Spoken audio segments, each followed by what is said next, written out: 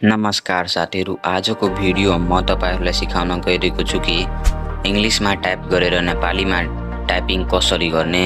English कीबोर्डलाई नेपालीमा typing गर्नका लागि तपाईहरुले के गर्नु होला, भिडियोलाई नस्किप गरिकन अन्तिमसम्म हेर्नु होला र च्यानललाई सब्स्क्राइब गरेर बेल आइकन अन गरिदिनु होला। ल अब लागौ भिडियोतर्फ। सबैभन्दा पहिला तपाईहरुले प्ले स्टोर एप्लिकेसन ओपन गर्नु होला।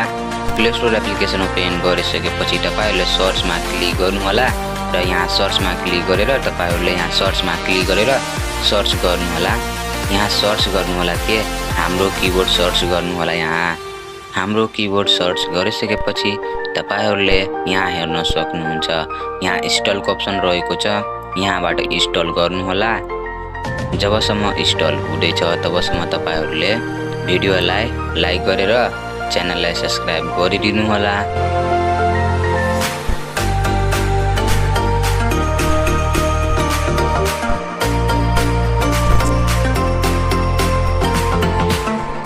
तब इन्स्टल भइसकेपछि तपाईहरुले ओपनमा क्लिक गर्नु होला र त्यहाँबाट ओपन पनि गर्दा हुन्छ र ब्याक आएर ओपन गर्दा पनि हुन्छ। जस्तै म ब्याक आएर ओपन गर्दै छु।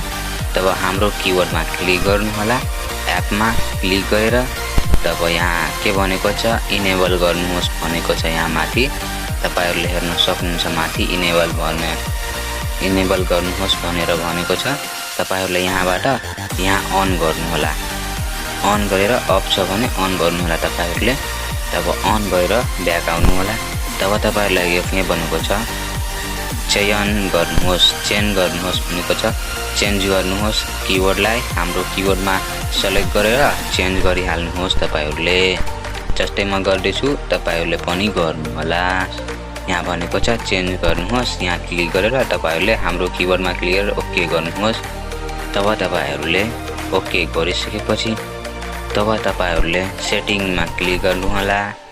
यहाँ सेटिङमा क्लिक गरेर तपाईहरुले यहाँ के भनेको छ